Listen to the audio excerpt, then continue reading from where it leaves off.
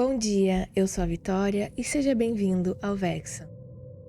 Antes de começar, eu quero fazer uma pergunta. Eu quero que você me responda nos comentários com toda a sinceridade.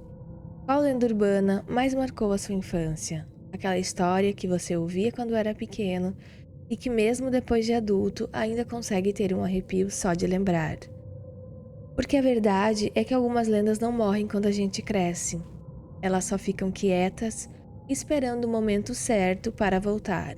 Então já deixa o seu like, se inscreve e comenta aqui embaixo qual dessas histórias você teria coragem de ouvir sozinho no escuro. Porque o relato de hoje prova que às vezes o terror não precisa correr atrás de você. Às vezes ele só precisa parar, olhar e sorrir. Meu nome é Leandro. Isso aconteceu comigo no interior de São Paulo, na cidade de Sorocaba, no começo dos anos 90. Eu trabalhava o dia inteiro no centro e à noite fazia um curso técnico. Por causa disso, quase sempre voltava para casa no último ônibus. Naquela época, já circulava uma história estranha pela cidade. Diziam que existia uma Kombi de palhaço rodando tarde da noite. Uns falavam que era coisa de bandido tentando assustar gente sozinha. Outros diziam que era só invenção, mais uma lenda urbana, daquelas que aparecem do nada e se espalham rápido. Eu nunca dei muita atenção. Achava exagero. Até a noite em que fiquei sozinho no ponto.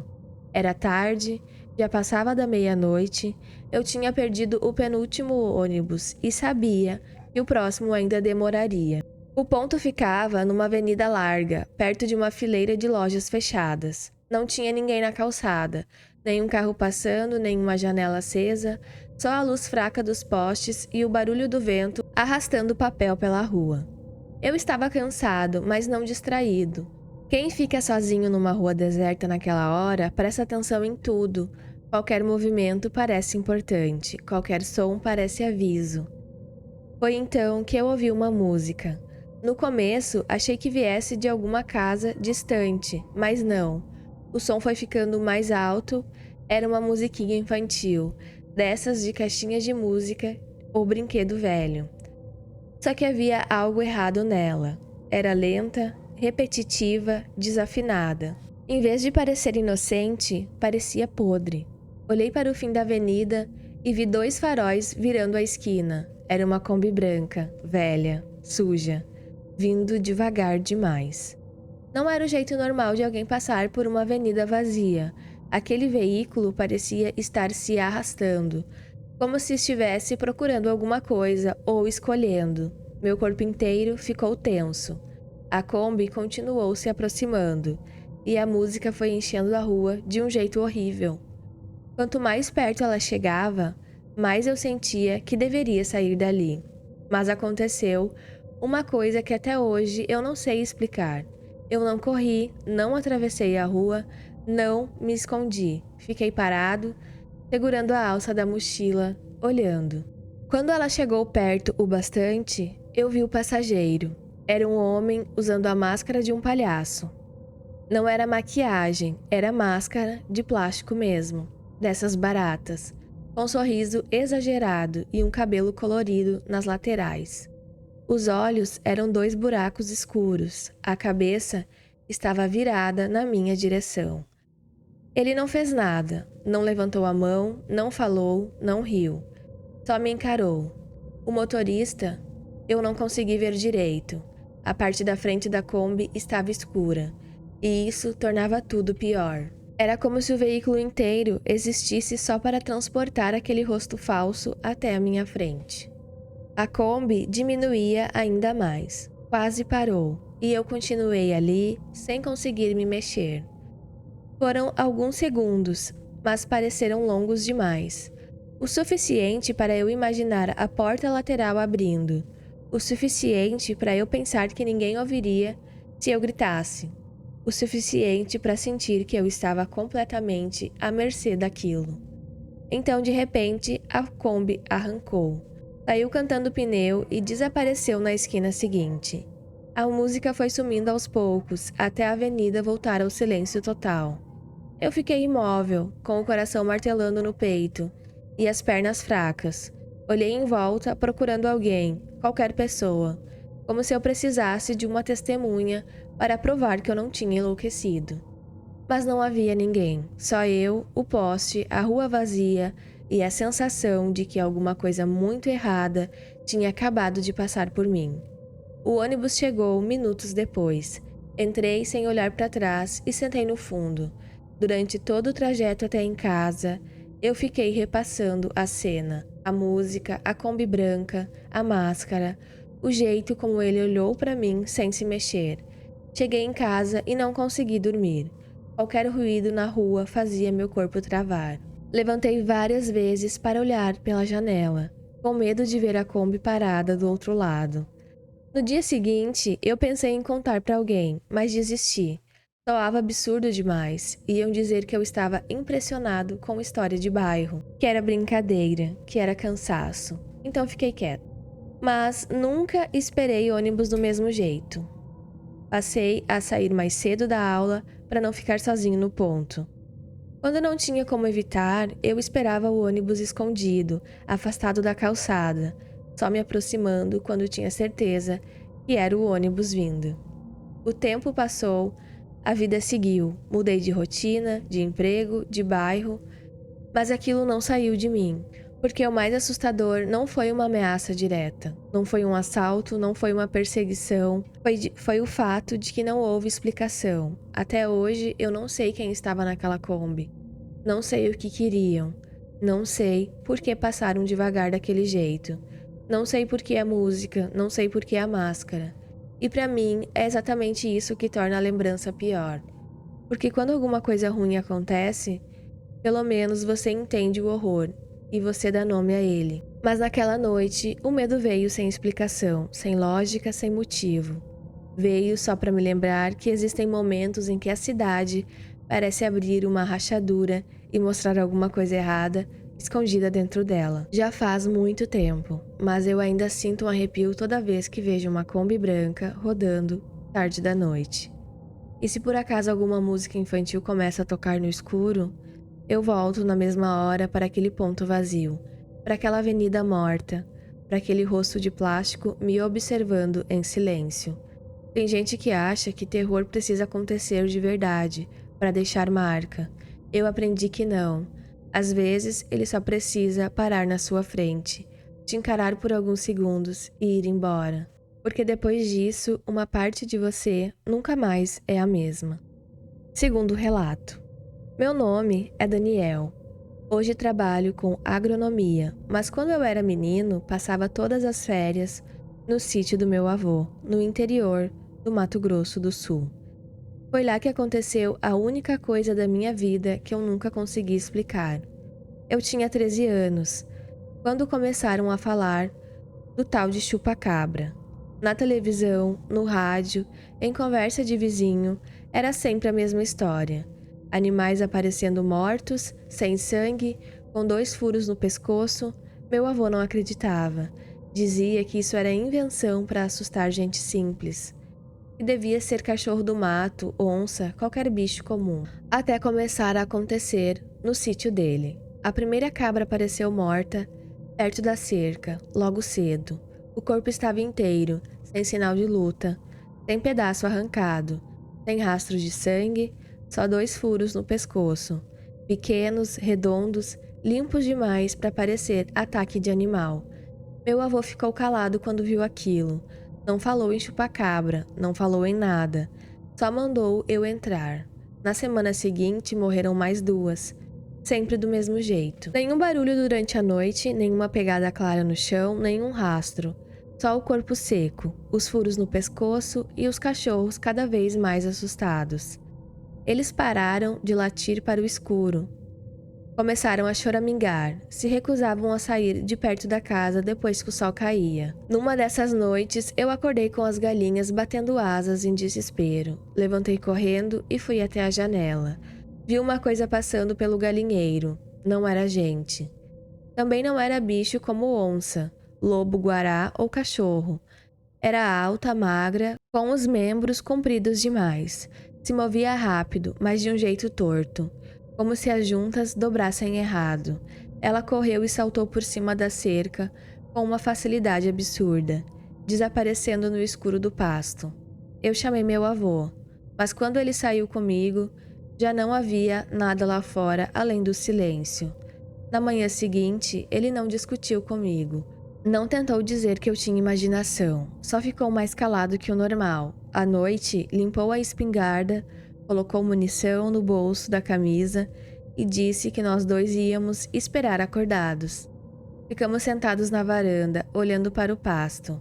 O rebanho estava recolhido, quieto demais. Os cachorros deitados perto da escada, mas inquietos. A noite parecia pesada, não tinha vento, não tinha grilo, não tinha nada. Era como se o próprio escuro estivesse esperando alguma coisa. Passava um pouco das 2 da manhã quando começou. Primeiro veio um zumbido. Não era som de inseto, não era motor. Era um barulho fino, metálico, vibrando no ar. Como se tivesse entrado direto na cabeça. Meus dentes chegaram a doer. O som parecia vir de todo lado, ao mesmo tempo. Na mesma hora, as cabras levantaram as cabeças juntas e congelaram. Ficaram imóveis, todas olhando para o fundo do pasto. Os cachorros começaram a chorar baixo, encolhidos, com o rabo entre as pernas. Meu avô segurou a espingarda com força, mas não disse uma palavra. Foi aí que apareceu a luz, fraca no começo, vermelha, pulsando, baixa, rente ao chão, vindo devagar, por entre o capim. Aquilo não parecia lanterna, nem farol, nem fogo. Era uma luz estranha, viva, como se respirasse. E quanto mais perto chegava, mais forte o zumbido ficava. Meu peito vibrava, meu estômago embrulhou. Eu queria correr para dentro de casa, mas também não conseguia me mexer. A luz parou perto do rebanho, e então ela subiu. Foi nesse momento que eu vi a criatura inteira, alta, magra, com braços longos demais, cabeça grande e 2 olhos vermelhos acesos no escuro. Ela se curvou sobre uma das cabras paralisadas, como se fosse começar a sugar o sangue ali mesmo, na nossa frente. O zumbido mudou de tom e ficou mais agudo, mais doído. Eu senti minhas pernas falhando. Achei que meu avô fosse atirar nela, mas ele não atirou na criatura. Ele apontou a espingarda para o alto e disparou. O tiro explodiu em silêncio. Na mesma hora, o zumbido parou. A luz vermelha apagou. E a criatura soltou um grito. Até hoje eu não sei descrever aquele som direito. Não parecia grito de bicho comum. Era uma mistura de chiado com berro, como um rádio quebrado, berrando de dor. Em seguida, ela saltou. Não correu, saltou. Passou por cima das cabras com uma facilidade impossível e caiu do outro lado do cercado. Depois deu mais 2 saltos enormes e sumiu perto da mata. Tudo voltou de uma vez. As cabras começaram a correr em pânico, os cachorros latiram enlouquecidos, e eu fiquei sem conseguir respirar por alguns segundos, olhando para o escuro, onde aquela coisa tinha desaparecido. Meu avô abaixou a arma devagar, a mão dele estava tremendo. Nós não dormimos mais naquela noite. Quando amanheceu, fomos até o ponto onde a criatura tinha parado. Outra cabra estava morta, seca, com os mesmos 2 furos no pescoço. Mas dessa vez havia algo pior. A grama em volta do corpo estava queimada, formando um círculo perfeito, como se algum calor forte tivesse descido ali só naquele pedaço. Também havia um cheiro estranho no ar, um cheiro de terra molhada, misturada com fio queimado e enxofre. Naquele mesmo dia, meu avô vendeu quase todo o rebanho. Ficou só com umas 2 vacas. Quando perguntei por quê, ele respondeu sem olhar para mim: "Cabra é pequena demais." Foi a única vez que eu ouvi medo na voz dele. Ele nunca mais falou daquela noite. Quando alguém comentava sobre os animais mortos, ele inventava qualquer desculpa. Dizia que deveria ter sido doença, cobra, cachorro do mato, mas eu percebia que ele nunca mais foi o mesmo. Depois do pôr do sol, ele evitava sair de casa.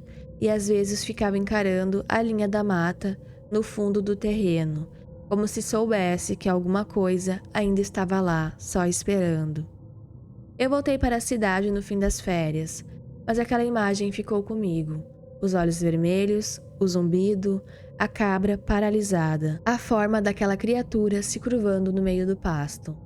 Hoje sou um homem adulto, trabalho com terra, produção, lógica, números. Minha vida inteira foi construída em cima da ideia de que tudo tem causa, processo e explicação, mas aquilo não teve. Se me perguntarem hoje se eu acredito em chupacabra, eu não sei responder. Talvez não fosse exatamente isso. Talvez fosse outra coisa, um bicho desconhecido, uma entidade, alguma coisa antiga demais para receber nome. O que eu sei é que eu vi e aprendi cedo que no campo existe um tipo de escuridão diferente. Uma escuridão que não assusta só porque esconde. Assusta porque às vezes devolve o olhar. E quando isso acontece, você entende que há coisas na noite que não foram feitas para serem enfrentadas, só para serem percebidas tarde demais. Terceiro relato.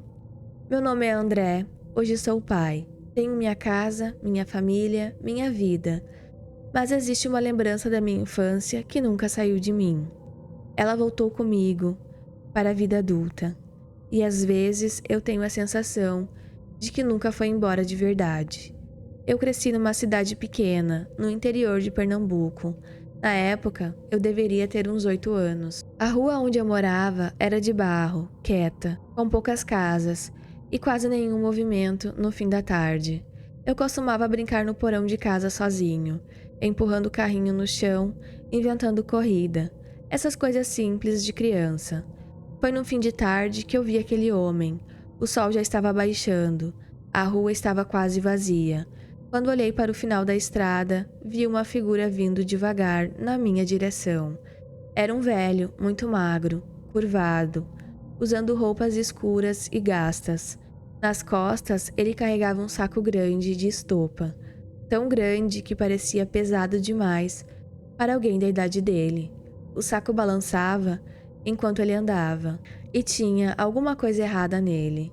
Não era só a aparência, era o jeito como ele andava, lento demais, arrastando os pés, como se soubesse exatamente para onde estava indo, e não tivesse pressa nenhuma. Eu me lembro de ter parado de brincar na mesma hora, sem entender por quê. Senti medo. Quando ele foi chegando mais perto, eu senti o cheiro de mofo, de terra úmida, de coisa velha, fechada há muito tempo. Até hoje, quando sinto cheiro parecido, lembro daquele instante. Eu fiquei parado no portão. Não consegui entrar. Não consegui chamar ninguém. Criança às vezes percebe o perigo antes de entender o que está vendo. E foi exatamente isso que aconteceu comigo. Meu corpo entendeu antes da minha cabeça. O velho continuou andando até parar bem em frente à minha casa. Não passou, não olhou para o lado, não seguiu o caminho, parou. Ficou do outro lado da rua, me encarando. O mundo pareceu ficar quieto de uma vez. Eu não ouvia mais passarinho, cachorro, vento, nada. Só lembro da sensação de que alguma coisa muito errada tinha travado o tempo. E então ele levantou o rosto. A pele escura, enrugada, funda. A barba rala. Os olhos pequenos e fundos demais, e a boca abriu num sorriso sem dentes. Não era sorriso de alguém simpático, era um sorriso vazio, seco, um sorriso que parecia já saber o medo que estava causando. Foi nessa hora que eu olhei para o saco, e juro que aquilo se mexia. Não estou dizendo que pulava ou sacudia, mas havia volumes estranhos ali dentro, deformações, pequenas movimentações lentas, como se o conteúdo não estivesse completamente parado. Como se houvesse alguma coisa viva, ou que já tivesse sido viva lá dentro. Na hora eu tive uma certeza, que só uma criança consegue ter com força total. Se aquele homem quisesse, ele me colocaria ali dentro também. Ele não falou nada, não pediu informação, não sorriu de novo, só ficou me olhando. E eu fiquei olhando de volta, travado de medo, sentindo que ele estava me escolhendo. Essa é a parte pior da lembrança. Não é só que ele me assustou, é que eu senti que por alguns segundos toda a atenção dele estava em mim, como se eu fosse exatamente o que ele procurava. Não sei quanto tempo durou, na minha cabeça foi muito.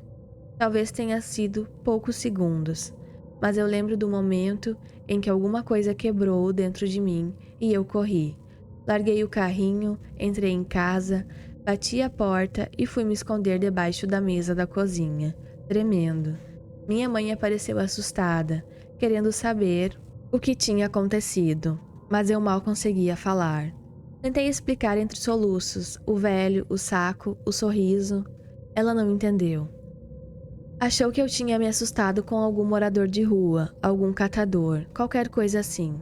Tentou me acalmar e disse que não era nada, mas eu sabia que não era um homem comum. Criança pode exagerar muita coisa, mas aquele medo não veio da imaginação. Veio de alguma coisa real, alguma coisa que estava ali na rua, olhando para mim. Naquela noite eu não dormi. Qualquer estalo da casa me fazia pensar que ele tinha voltado. Toda a sombra no quarto virava a silhueta curvada dele. O barulho do vento parecia passo, e eu puxei o lençol até a cabeça e fiquei acordado, imaginando aquele saco encostado na porta do meu quarto.